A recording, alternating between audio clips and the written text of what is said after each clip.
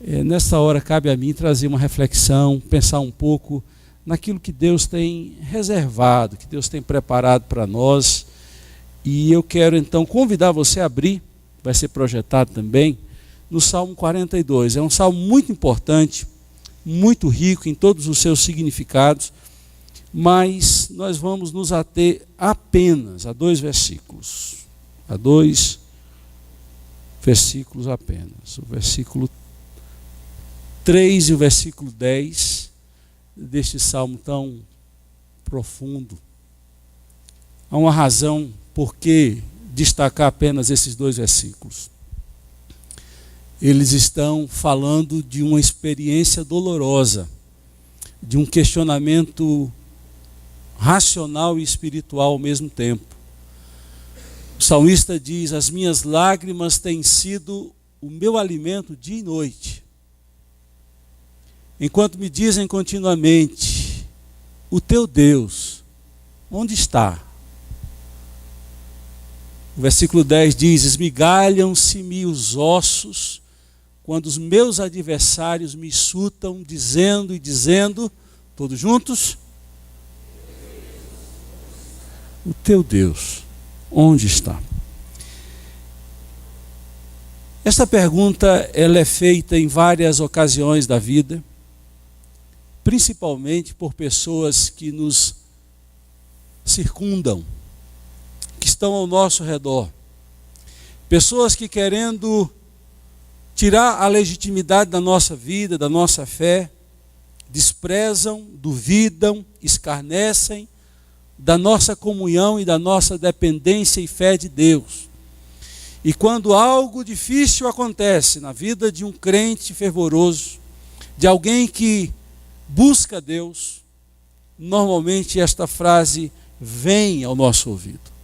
Pessoas querem questionar a bondade de Deus, o socorro de Deus, o relacionamento de Deus para conosco, a fidelidade e a bondade de Deus para com as nossas vidas. Esta pergunta, ela está sempre nos lábios dos acusadores, os ímpios, os gentios, aquelas pessoas que não querem Deus, mas quando acham a oportunidade de apontar alguma deficiência da nossa fé ou da aparente ausência da intervenção de Deus, elas sempre vêm com essa pergunta: onde está o teu Deus? E agora? Você que diz que serve, que ama, que confia, por que Deus deixou que você passasse por essa situação? Por que você teve que quebrar a empresa? Por que seu filho teve que passar pela luta que passou? E são nessas circunstâncias, são nestes momentos que os nossos acusadores levantam contra nós esta pergunta. E tentam não apenas nos atingir, tentam atingir Deus. Porque quando Deus não faz algo que poderia ter feito,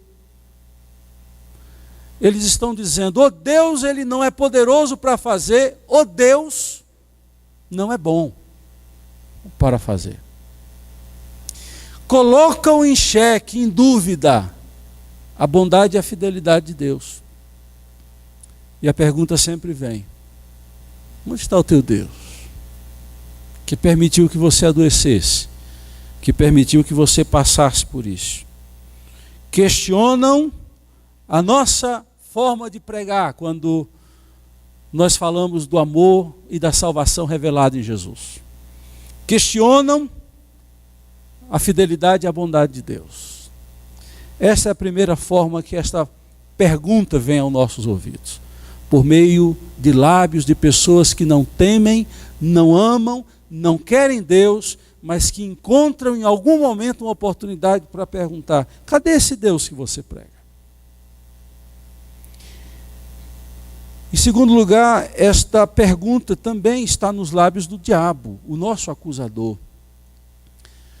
O diabo, ele nos acusa com a tentativa de diminuir a nossa fé e de diminuir-nos diante de Deus, querendo nos convencer daquilo que é certo, daquilo que é verdadeiro, querendo colocar dúvidas em nossos corações.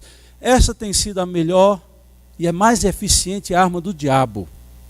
Isso não é de hoje, isso não é de agora, isso é de sempre. Basta ler Gênesis, capítulo 1, capítulo 2. Gênesis conta como o diabo convenceu Eva e Adão a desobedecerem a Deus.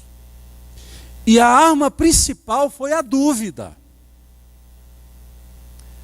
A serpente chega para Eva e diz assim: é certo que de todas as árvores vocês podem comer. Primeiro ele faz uma afirmação mentirosa com a intenção de causar dúvida. Eva contrapõe dizendo: não, Deus disse de todo fruto vocês podem comer, menos da árvore da vida. Deste nós não podemos comer. Depois que ela responde certo, você vê que Eva não caiu de pronto. Eva contra-argumentou. E o diabo então lança a dúvida maior. É porque ele sabe que no dia que você comer deste fruto, você vai ser como Deus, conhecedor do bem e do mal. As certezas de Eva foram embora. As convicções de Eva caíram por terra. Eva começou a questionar: será? Será que Deus mentiu? Será que Deus está escondendo de nós? Será que eu como ou não como? Obedeço a Deus ou serei como Ele, conhecedor do bem e do mal? Dúvida. E há situações em nossas vidas que não apenas as pessoas nos bombardeiam com esta pergunta: onde está o teu Deus? Mas também o diabo lá nas nossas lutas, nos nossos conflitos internos, vem e também diz: onde está o teu Deus? Colocando dúvida. Mais uma vez no deserto Jesus é tentado à semelhança de Adão, e a tentação de Jesus foi infinitamente maior do que a situação que Adão passou. Não há comparação. Primeiro, Adão estava no jardim, Jesus estava no deserto quando foi tentado. Adão teve uma tentação, Jesus passou por 3. E cada uma mais intensificando, mais intensificando. E todas elas colocando dúvida: se tu és filho de Deus. Olha, o filho de Deus sendo questionado da própria filiação. 2 vezes, nas 2 primeiras tentações, o diabo diz: se tu és filho de Deus. Questionando algo que era certo, claro, cristalino. Jesus era o Filho de Deus. Até naquilo que é algo muito certo para nós, ele coloca dúvida. Imagine naquilo que nós titubeamos, naquilo que nós não temos muita certeza. E quando a situação aperta, ele pergunta: onde está o teu Deus que deixa você passar fome no deserto? Onde é que está o teu Deus que não está aqui com você quando você está nesse deserto? Será que esse Deus te ama? Pula daqui do pináculo do templo, porque ele vai mandar anjos.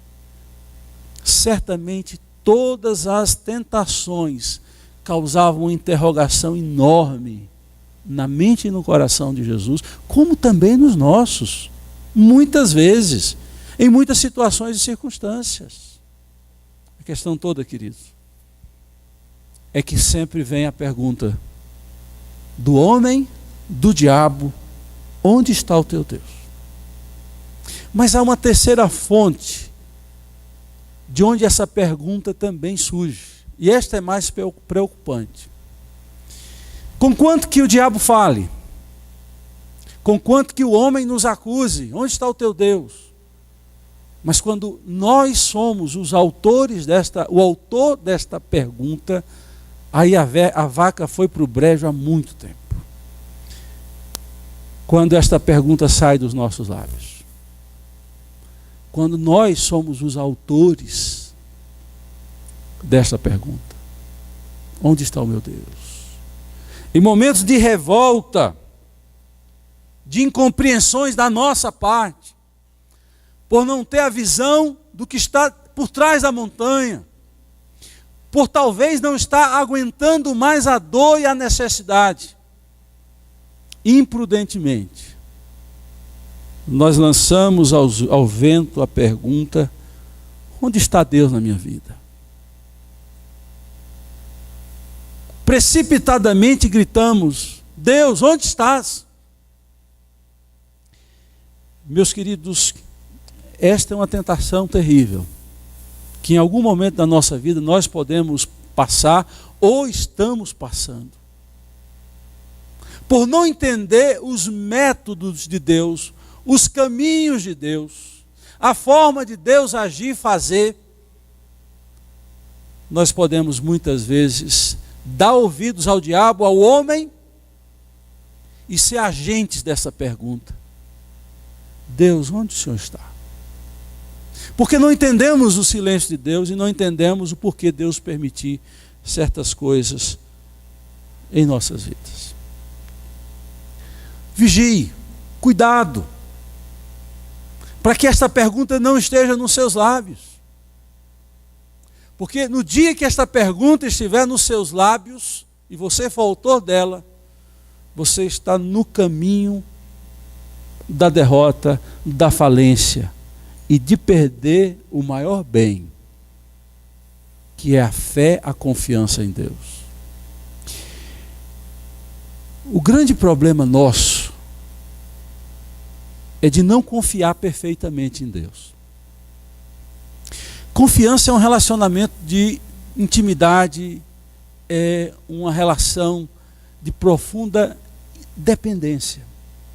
E toda vez que um relacionamento tem abalado a idoneidade, quando são colocadas em dúvidas, em xeque, a coerência, a idoneidade do outro, nós começamos a vivenciar a dúvida, o receio, e começamos a duvidar de que o outro vai cumprir com o seu papel, com aquilo que lhe cabe no relacionamento.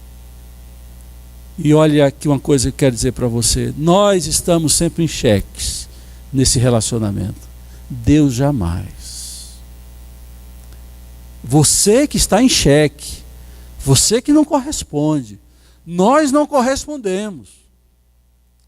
Mas saiba de uma coisa: Deus nunca deve estar em xeque. Deus nunca deve ser questionado. Porque sim, Ele é perfeito e nós somos imperfeitos. Ele conhece tudo. Nós só conhecemos um palmo da nossa vista. Se eu tiro o meu óculos, eu vejo algumas pessoas nebulosas, assim, distante. Mas Deus não. Deus tem o controle de todas as coisas. Por isso que toda vez que você ouvir essa pergunta, ou tentado for a fazer esta pergunta, tem algumas respostas para ela. A primeira delas: diga no seu coração: o meu Deus está trabalhando no meu caráter para que eu possa amadurecer e crescer na fé. Por isso que eu estou passando pelo que estou passando. Por isso que este momento difícil da minha vida, e eu não sei qual é o momento difícil da sua vida.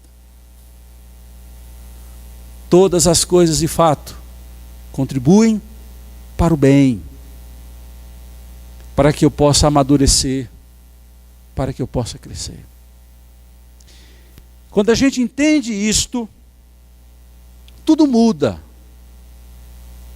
Quando o nosso coração se cerca de uma verdade, de que Deus aproveita essas situações e momentos para nos talhar e nos moldar, para construir no fogo alguém mais resistente, forjado no fogo, é que nós vamos entender o porquê de muitas coisas que nós passamos. Deus está trabalhando em nós. Onde está o teu Deus? Você vai responder: Deus está trabalhando em mim. Deus está me purificando. Deus está me aperfeiçoando. Deus está me fazendo crescer. Deus está me fazendo conhecê-lo melhor e chegar a um padrão de varão perfeito, Deus está trabalhando no meu caráter. Quem passa por lutas e não entra pelo caminho da murmuração, da queixa, da maldição, sai dali mais maduro, mais trabalhado e sabe valorizar a vida e o que ele tem. Quem ainda vive numa forma infantil de vida espiritual, sempre vai encontrar motivos para reclamar e nunca para permitir que Deus faça a obra. Eu falei isso há alguns dias e vou repetir. Há uma oração que a gente precisa aprender urgentemente. É a oração que diz: Deus, ou tu mudas as circunstâncias, ou o Senhor me muda nas circunstâncias. Ou o Senhor tira aquilo que me atormenta, ou no meio da tormenta, o Senhor me faz crescer e desenvolver. Quando perguntarem, onde está o seu Deus? Além de responder, Deus está trabalhando no meu caráter, você vai dizer, Deus está esperando a hora certa de agir a meu favor. Onde está o seu Deus? Espere. Não é hora, não é momento. Mas o meu Deus está no controle de todas as coisas. O meu Deus está fazendo. Eu ainda não vejo com os meus olhos. Mas o meu Deus está esperando a hora certa de agir. Talvez a experiência de Marta Maria diante da morte do seu irmão Lázaro retrate um pouco do que eu quero dizer para vocês. Nós não temos o timer de Deus, nós não sabemos compreender a hora que Deus vai entrar em ação. No primeiro momento que temos a primeira pontada de dor, a gente quer que Deus entre na história e no circuito. E elas mandam um recado para Jesus, João capítulo 11, e o recado é: está enfermo aquele a quem tu amas.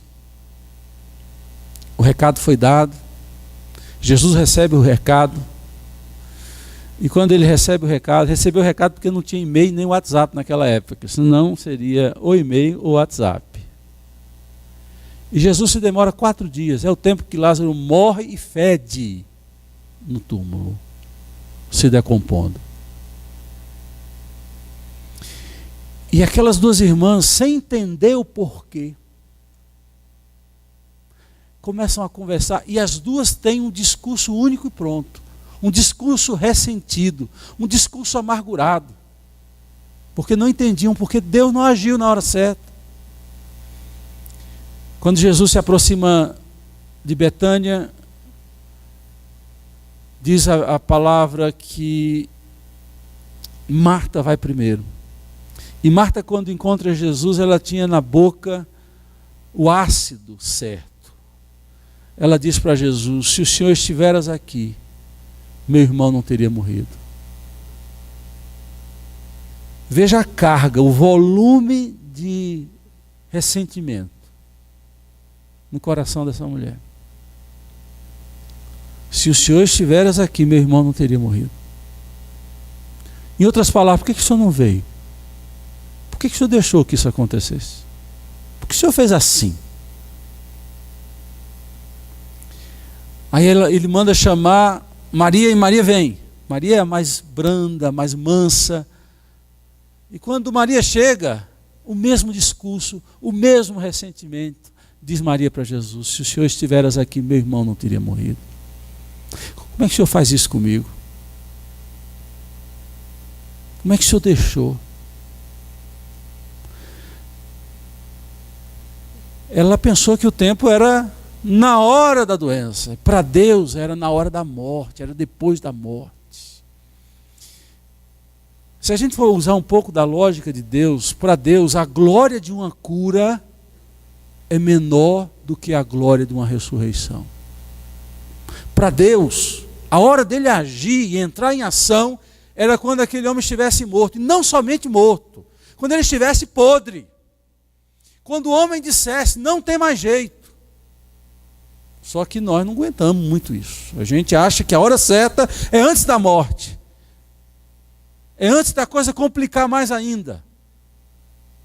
E você vai ouvir muitas pessoas dizendo: onde está o teu Deus? Não tem esperança. Vai viver, onde está o teu Deus? O homem adoece, piora, a febre aumenta. Onde está o teu Deus? O homem morre. Aí bota o homem no túmulo, bota a pedra, as perguntas continuam. Onde está o teu Deus? E aí, querido, se a gente não tem amor, não conhece esse Deus, não tem um relacionamento com Ele, a gente abandona esse Deus, abandona a nossa fé, porque a gente não está pronto, muitas vezes, para aguentar a hora certa de Deus, o que nós chamamos de demora. O que nós chamamos de demora, para Deus é a hora certa. A hora certa dele agir. Onde está o teu Deus? Você responderá, esperando a hora certa de agir. Também, quando você ouvir esta pergunta, onde está o teu Deus? Você vai responder, esperando que eu volte para junto dele e do seu ensinamento. Preste atenção no que eu vou dizer aqui para você. Muitas vezes, essa sensação de que Deus está distante é uma sensação errada. A sensação que você deveria sentir é: eu estou distante de Deus. Mas é mais fácil dizer: Deus se ausentou de mim, Deus me abandonou. Mas na verdade Deus está esperando que nós voltemos para junto dele.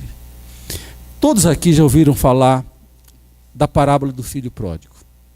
A parábola do filho pródigo, para mim, ela é rica de ensinamentos e mostra muito essa realidade do nosso relacionamento com Deus. Nós é que saímos da casa do Pai, nós é que afrontamos o Pai, nós é que nos distanciamos do Pai. Nós, atrás dos nossos prazeres, desejos, vontades, nós procuramos os nossos caminhos. E Deus está perguntando: onde está o meu filho agora? A história diz que o filho se distanciou da casa do pai, gastou todo o dinheiro, foi parar num chiqueiro de porco, alguns dizem pocilga, mas foi parar no chiqueiro de porco. E note, não é simplesmente parar no chiqueiro de porco, é um judeu parando no chiqueiro de porco. Judeu não come carne de porco. E ele tem que cuidar dos porcos e dar comida aos porcos e desejar a comida dos porcos. Que situação. Até que um dia ele caiu em si, em profundo arrependimento e conversão, ele diz: voltarei para a casa do meu pai e direi: Pai, pequei contra os céus e contra ti, já não sou digno de ser chamado teu filho. Me aceita de volta. E a Bíblia conta que todo dia o pai olhava distante para o horizonte para ver se seu filho estava voltando. Tanto é que a história diz que quando o filho está voltando é o pai que o vê, porque ele sempre olhava para o horizonte na expectativa de que o filho voltasse para junto dele. E mais, o pai sempre manteve um novilho gordo, cevado, para a festa do retorno do filho. Onde está o teu Deus, meu irmão? Esperando que você volte para a comunhão, esperando para que você volte para junto dele, para que você não diga que Deus te abandonou, mas você que abandonou Deus. Há situações e há encruzilhadas, há ruas sem saídas que nós nos encontramos hoje, não é porque Deus está longe de você, é porque você escolheu estar longe de Deus. E como Deus é tão bom, Deus deixa que você chegue lá no chiqueiro de porco para poder voltar para Ele. Deus te ama tanto que espera que você volte para Ele. Onde está o teu Deus? Te esperando você voltar. Esperando você se quebrantar e chegar junto dele e dizer: voltei para casa, quero ficar junto de ti, Senhor. Não quero viver a tentação diária de achar que posso, que sou suficiente, que dou conta sem o Senhor. Por fim, queridos, olhando uma quarta forma de responder essa pergunta: onde está o teu Deus? Essa pergunta aparece na Bíblia duas vezes no Salmo 42, uma vez no Salmo 115 e outra vez no Salmo 79. Você veja o conflito que não só um tem, mas muitas pessoas têm esse mesmo conflito. Diante da ausência, da aparente ausência, da demora e do silêncio de Deus. São essas três características do comportamento de Deus que apavora o coração de muitos. O aparente distanciamento, o silêncio de Deus. E Deus não está fazendo o que a gente espera que Ele faça. Onde está o teu Deus? Lá no Salmo 115, versículo 2, o salmista responde: o meu Deus está no céu e tudo faz como lhe agrada. Essa resposta é uma resposta bíblica, aplicável ao nosso coração quando bambeia, quando questiona, quando não está seguro. O meu Deus está no céu. E você sabe que céu é lugar de trono. Apocalipse mostra isso claramente e repetidamente. Que João viu os céus e o trono de Deus. Quando a oração do Pai Nosso é nos ensinada por Jesus, Ele deixa bem claro: Pai Nosso que estás nos céus, santificado seja o teu nome. O céu é lugar de domínio, de governo. Quando Estevão está praticamente morrendo, sendo apedrejado, ele vê o céu se abrindo, vê Deus assentado no trono e Jesus ao lado dele em pé. O céu é lugar de domínio, de governo, de autoridade. O meu Deus está no céu. Disse o salmista a pergunta que foi feita para ele: onde está o teu Deus? E tudo faz como lhe agrada. Aprenda uma coisa: Deus pode, se Ele quiser, satisfazer os desejos do teu coração. Deus pode, e Deus faz muitas vezes. Deus satisfaz o desejo dos nossos corações, coisas que a gente pede para Ele, que é um desejo no meu coração, Ele atende. Mas saiba, Deus não está preso e obrigado a fazer o que lhe agrada. O que você quer. Deus está preso a fazer o que agrada a Ele, porque o que agrada a Ele é sempre melhor para nós. Por isso que Jesus ensina-nos na oração do Pai Nosso a dizer: seja feita a tua vontade, assim na terra como no céu. Aprender a entender e a vivenciar nessa dimensão de dizer como Jesus disse: Pai, se possível afasta de mim este cálice. Esta é minha vontade, mas que não seja feito o que eu quero, mas o que o Senhor quer. Jesus diz: a minha vontade, a minha comida, melhor dizendo, é fazer a vontade do Pai. Nesse mundo do interesse, da mesquinharia, da barganha, nós às vezes estamos num relacionamento com Deus só para Deus fazer o que me agrada. Mas na verdade, um crescimento espiritual saudável parte da premissa que você está pronto a fazer o que agrada a Deus e a esperar que Deus faça na sua vida o que é melhor para você e é o que agrada a Deus. Onde está o teu Deus? Meu Deus está no céu, governando, e tudo faz conforme lhe agrada.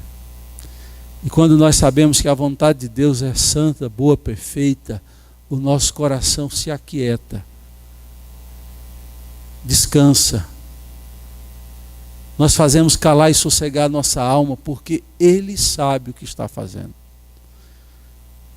Eu li hoje no Facebook que uma vencedora de tênis lá, botou lá no Face dela, né?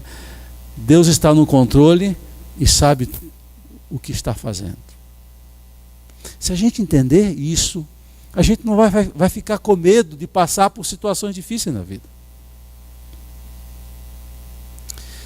Eu lembro daqueles jovens que foram levados para a fornalha de fogo, e eles foram inquiridos, e a pergunta é: se vocês adorarem a imagem de ouro, ao meu Deus, vocês serão libertos da fornalha de fogo acesa. Se não, vocês vão para a fornalha de fogo acesa. E quem é o Deus de vocês? Disse Nabucodonosor para aquele jovem. Quem é o Deus de você que pode livrar das minhas mãos? Aqueles jovens responderam algo que eu quero sempre responder a Deus nas dificuldades e situações que sempre balançam o meu coração para o medo, para a dúvida. Eles olharam para o rei e disseram: fica sabendo, ó rei, se o nosso Deus a quem servimos, Ele quiser, Ele nos livrará das tuas mãos e da fornalha acesa. Se Ele não quiser, nós vamos para a fornalha acesa e lá nós vamos fazer um culto de louvor ao nome de Deus que permitiu a fornalha de fogo acesa. Estão loucos, então, não, esse pessoal? Esse pessoal está bem doido. Não, está doido não. Maturidade pura. Por que você, quando recebe uma bênção, você fica feliz e quando passa uma provação, você também não louva a Deus? Em todo tempo louvarei o Senhor, em todos os momentos da minha vida esperarei no Senhor. As perguntas não cessarão. Quer sejam de ímpios que te avaliam, onde está o teu Deus? Quer seja do diabo, quer seja de você. Mas as respostas você tem que dar para eles. Deus está trabalhando no meu caráter para me amadurecer e aumentar a minha fé. Onde está o teu Deus, esperando a hora certa de agir? Você verá. Deus está esperando que eu volte para junto dele, junto do seu ensino. Onde está o teu Deus? Fazendo tudo como lhe agrada. Se as respostas estiverem no meu coração, no seu coração, essa pergunta não vai ser bombástica para a minha vida. Que perguntem. A questão não é ter a pergunta, a questão é ter a resposta. A questão é descansar nas respostas de Deus.